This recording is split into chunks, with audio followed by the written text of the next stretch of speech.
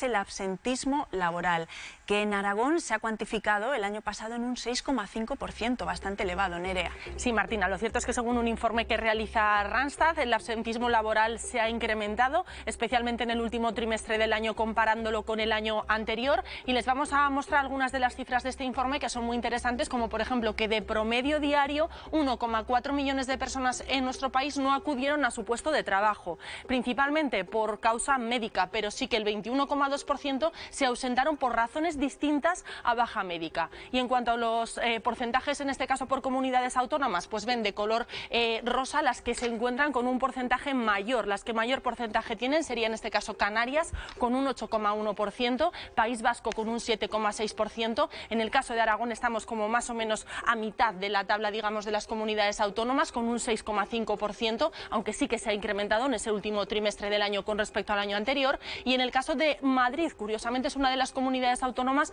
que tendría un absentismo laboral menor con un 5,4%. Así que esas son las que tienen mayor, menor, y en el caso de Aragón estamos como a mitad de la tabla en cuanto a absentismo laboral. Gracias, Nerea. Pues queremos hablar con Valentín Bote. Él es responsable de Randstad, quien ha elaborado este estudio. Valentín, muy buenos días. Hola, muy buenos días. ¿Por qué ha aumentado este absentismo laboral en Aragón en ese tercer trimestre, llegando a un 6,5%? ¿Cuáles son las causas?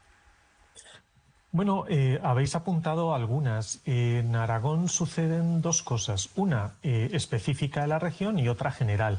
Lo específico, que hay algunos sectores en la región donde el absentismo estructuralmente es muy alto. Por ejemplo, el caso de automoción. Automoción es un sector que históricamente tiene un alto absentismo y cuando en una región la automoción tiene mucho peso en su economía, en su actividad productiva, en su mercado de trabajo, pues esa región se ve penalizada cuando medimos el absentismo. Otro problema que no es general, o sea, que es general, no es típico de Aragón nada más, es que está creciendo mucho el absentismo por baja médica. Estabais comentando que en Aragón está prácticamente en el 5%, en España en el 5,2%, pero hace 10 años el absentismo médico estaba en el entorno del 2,5%. Es decir, en una década se han duplicado las horas que se pierden como consecuencia de bajas médicas. Y esto es lo que explica que veamos niveles de absentismo hoy en nuestro país y en la región, en Aragón, que nos parezcan inexplicables solo yendo un poco más atrás en el tiempo. Estamos realmente en unos niveles de máximo histórico. En este estudio dais un paso más allá y veis las consecuencias para las empresas. ¿Cómo afecta directamente este absentismo a la empresa? Bueno, el absentismo en cuanto a su impacto empresarial dependerá de qué sector estemos hablando. En algunos casos, los más dramáticos es una producción que no se genera. No se genera porque el trabajador que tendría que producirla no está en su puesto de trabajo. En otros casos diferentes, lo que nos encontramos es por ejemplo, un peor servicio al cliente, una peor atención al cliente, como podríamos pensar en un sector pues, como hostelería o como retail, donde si el trabajador pues, no va, pues otros le tendrán que atender, y en un restaurante pues los clientes tardarán más en recibir su plato, ¿no?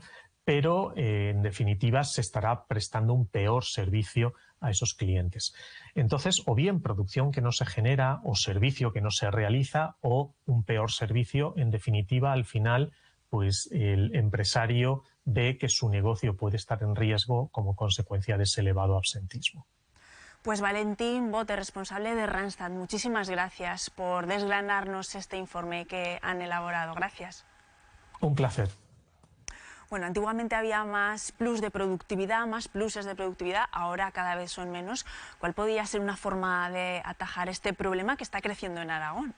La verdad es que el fenómeno está claro, los datos lo evidencian, el absentismo laboral está creciendo en los últimos años, la pandemia se disparó por motivos obvios, pero en los posteriores años también se ha incrementado, tanto a nivel de Aragón como de España, y es un fenómeno al que hay que atender. Tiene un coste muy importante para las empresas, puede superar, según las patronales, los 12.000 millones de euros al año, y hay que tomar medidas, ¿no?, para ese control de absentismo. Desde luego que esto siempre presenta preservando el derecho de los trabajadores a una baja médica, que lógicamente es algo que está más protegido que en otras ocasiones. Justo en este año el Gobierno de España sí que ha introducido nuevos mecanismos para el control de esas bajas médicas, y es verdad que también es una cuestión social, ¿no? Parece que entre los más jóvenes se tiende más a un mayor absentismo del que se producía antes. Es algo que merecerá un análisis, y yo creo que, como otras cuestiones, tienen que ser los agentes sociales, las organizaciones empresariales y las organizaciones sindicales quienes aborden qué medidas se pueden adoptar para atajar el absentismo laboral, que sin duda es una preocupación para nuestro tejido económico. Bueno, en el tema del absentismo, lo primero que hay que dejar claro el concepto, es decir, es que no vaya a trabajar alguien que estaba previsto que fuera, ¿vale? Y sin previo aviso no se presenta. Y entonces hay muchos tipos de absentismo, ¿no? No solo está el presencial, sino también está el emocional.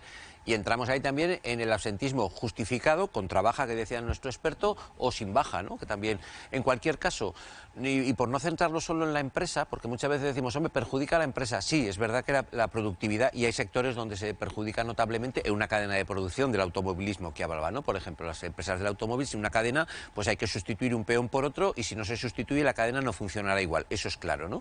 Pero hay también una peor atención. Es decir, en la hostelería, por ejemplo, el que no llegue un camarero genera un problema interno, pero genera un problema también a los clientes, ¿no? Entonces, el tema del absentismo, hay demasiada manga ancha, y al final yo creo que intentamos poner en la balanza que prime lo que apuntaba Jorge, los derechos del trabajador, que es indudable, lo dejo claro, que los tiene, pero mal articulados, esos derechos generan unos problemas, ¿no? Porque el absentismo lo consideramos sin previo aviso, es decir, hoy no llego a trabajar. Porque si uno tiene una baja, puede avisarlo. Bueno, hay mecanismos. Es que el absentismo, muchas veces, y perdone, pero si lo apunto ese camino, que no sé si es el correcto o no, parece que hay premeditación para hacer absentismo, no una necesidad, como consecuencia de una necesidad, por ejemplo, de mala salud, ¿no? Entonces, cuando una cosa es premeditada y va contra la empresa, contra los compañeros y contra el servicio público, hombre, habrá que pensar, yo no sé si es sancionable, pero desde luego es perseguible. Cuando decías, con buen criterio, que el Gobierno de España está siendo más pulcro, por decirlo de alguna manera, con esas bajas, con esa revisión de bajas, bien, con las bajas, bien, pero ¿y los que no hacen absentismo contra baja? ¿Cómo los controlamos? Claro, yo sí que es verdad que en la pandemia sí que percibí en todos los pacientes con los que hablaba que de repente sintieron como que necesitaban parar. Es decir, cuando tú estás metido en una rueda de estrés laboral, de trabajo y de tal, no te paras a pensar realmente en qué momento tienes que parar. Y creo que esto hizo un clic en la mente de muchas personas donde empezaron... Por miedo, Pilar, por miedo a la pandemia, al contagio. No, era de repente decir como no tengo que ir a trabajar y no tengo nada... O sea, de repente es como que paras y empiezas a coger como una perspectiva diferente. Y creo que esto ha generado también que el estrés laboral que quizás mucha gente llevaba en la mochila sin darse cuenta de que lo llevaran, les ha hecho cambiar la perspectiva, empezar a autocuidarse y a empezar a priorizar que emocionalmente ahora mismo no estoy bien y empiezo a cuidarme, lo que obviamente justificaría las bajas laborales por problemas de ansiedad. Desde luego no, que lo que no está justificado es hoy no me encuentro bien y voy a trabajar. De hecho, la sangre del autónomo, el autónomo no se pone enfermo nunca. ¿Qué está pasando ahí? Realmente es ¿por qué no voy? Pues porque puedo. Si empezara a valorarse eso y empezaran a ponerse determinadas penas a las personas que no voy y no aviso y genero este daño colateral, pues creo que al final la multa siempre hace que este tipo de conductas se minimicen, que están dañando a la empresa también. Ahí da la impresión que el absentismo, y acabo con esto, Martina, brevemente, es que creo que vino con la pandemia y se ha quedado. Se ha quedado, por distintos motivos. Se ha perdido el miedo, pero que se ha perdido el respeto también, en una buena parte, ¿eh? Y entonces parece como que tenemos derechos adquiridos y que lo puedo hacer desde casa, cuando el teletrabajo claramente va a la baja, entre otras cosas por los resultados. Bueno, también tiene un coste muy elevado para el Estado, porque tiene que cubrir esas bajas con esas ayudas, esa protección social que hay. Lo que, claro, es complicado, distinguir cuando alguien está actuando fraudulentamente. Yo creo que es una minoría quienes no van a trabajar porque no pueden, y quienes sí que lo hacen, ¿no?